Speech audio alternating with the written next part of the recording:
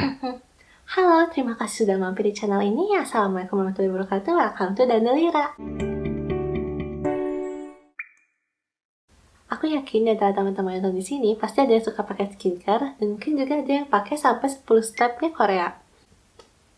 Di video ini aku bakal ngebahas suatu skincare yang dikembangkan oleh perusahaan Fujifilm, yang mana dulunya mereka adalah perusahaan penyedia raw film sekaligus jasa cuci foto kamera.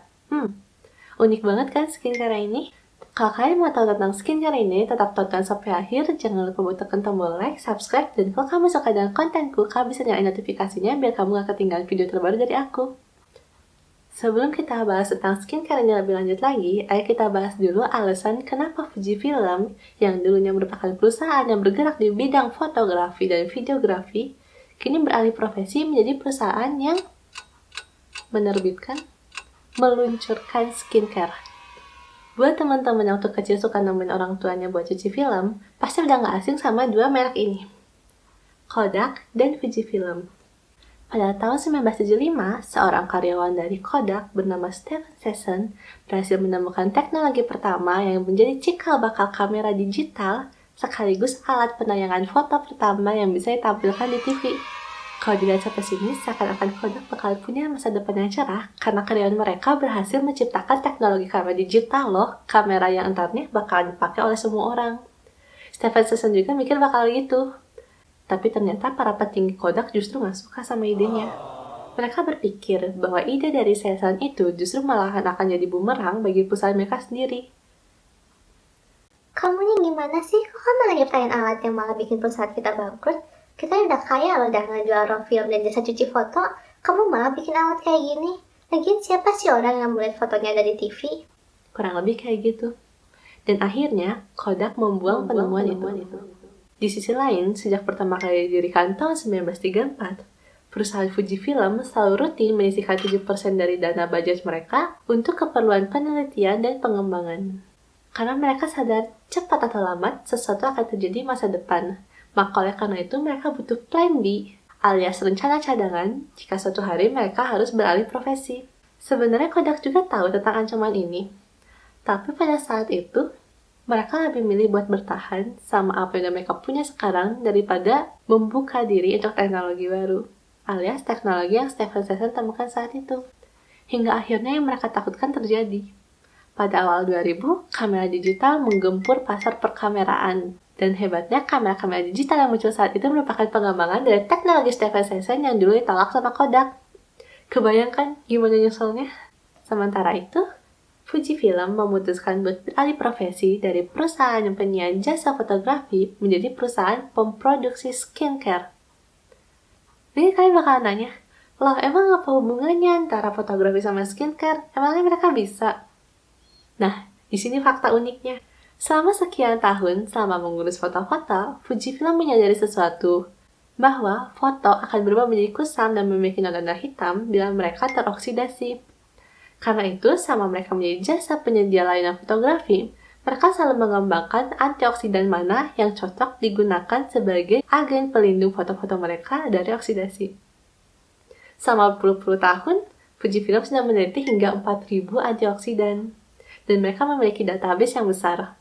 Dan selama pencarian yang lama itu, ada satu jenis antioksidan yang menarik perhatian mereka. Antioksidan ini bernama astaxanthin. Jadi pada zaman itu, jenis antioksidan yang sering ada di produk skincare untuk kulit kita adalah antioksidan bernama Q10 atau Q10. Aku nggak tahu sebenarnya nama pelafalannya yang benar gimana. Dan si astaxanthin yang ditemukan oleh Fujifilm ini memiliki kekuatan 1000 kali daripada koenzim Q10 ini. Kebayangkan?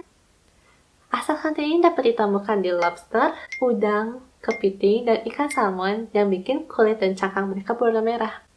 Terus seandainya ada senyawa sehebat itu, kenapa perusahaan yang notabene ini emang bekerja di skincare-skincarean ini nggak lebih dulu memanfaatkan astaxanthin ini? Kenapa malah Fujifilm yang pertama kali pakai astaxanthin? Jadi, astaxanthin ini adalah suatu senyawa yang susah untuk stabil. Yang mana kalau misalnya dia kena cahaya dikit, dia rusak. Kena udara dikit, dia rusak. Kebayang? Kebayang betapa sulitnya untuk menyimpan si astaxanthin ini, apalagi buat memprosesnya menjadi skincare yang bisa dipakai ke kulit orang-orang. Dan kerennya, Fujifilm berani buat menerima tantangan ini. Mereka memproduksi partikel astaxanthin ini menjadi berukuran sangat kecil hingga berskala nano. Kemudian mereka berhasil mengoptimalkan formulasi yang tepat, agen pengemulsi yang tepat, juga senyawa antioksidan untuk astaxanthin ini sendiri, sehingga berhasil meraciknya dengan baik. Tapi tentu aja, meskipun mereka berpengalaman bertahun-tahun bermain dengan astaxanthin untuk foto-foto mereka, meracik astaxanthin untuk jadi suatu produk skincare itu tetap nggak mudah. Fujifilm akhirnya berhasil melahirkan sesuatu yang nampaknya mustahil. Apalagi buat perusahaan fotografi. Jadi selain menggebrak dunia dengan, loh Fujifilm nggak jadi perusahaan fotografi lagi, mereka juga menggebrak dunia dengan berhasil menstabilkan astaxanthin dalam suatu formula. Skincare dari Fujifilm ini bernama Astalif. Ayo, kalian pasti udah pada nggak asing kan sama Astalif ini, yang disebut-sebut sebagai saingan dari SK2. Meskipun awalnya orang-orang ragu, masa sih Fujifilm bisa ngelahirin skincare, emang skincare-nya bagus ya? Tapi nyatanya di 2010, produk ini berhasil menghasilkan penjualan tahunan hingga 10 miliar yen. Fujifilm berhasil membangun bisnis perusahaan produk kulit dengan sangat kuat, dengan menawarkan produk yang didukung dengan penelitian ilmiah dan penelitian yang cermat untuk dihadirkan kepada konsumen. Meski awalnya cuma berfokus pada pasar di Jepang, pada akhirnya produk Astalif ini menjadi mendunia. Fujifilm adalah satu contoh yang bagus tentang bagaimana kita berhasil bertahan dan beradaptasi, bahkan mungkin memulai sesuatu yang baru, ketika rencana kita nggak selalu bisa berjalan dengan mulus.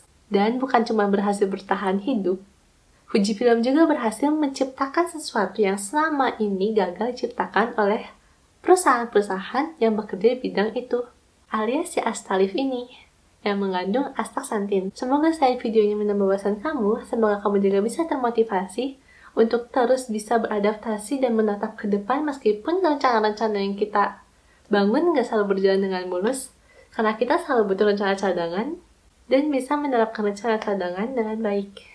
Juga semoga kita nggak takut terhadap inovasi dan teknologi baru seperti yang ditakuti oleh Kodak dahulunya. Karena kita nggak tahu ide mana yang mungkin nantinya akan membawa kita menjadi orang yang lebih sukses.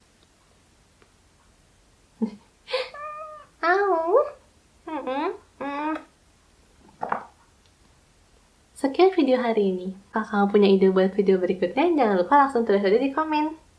Makasih sudah menonton, sampai jumpa di video berikutnya. Bye-bye!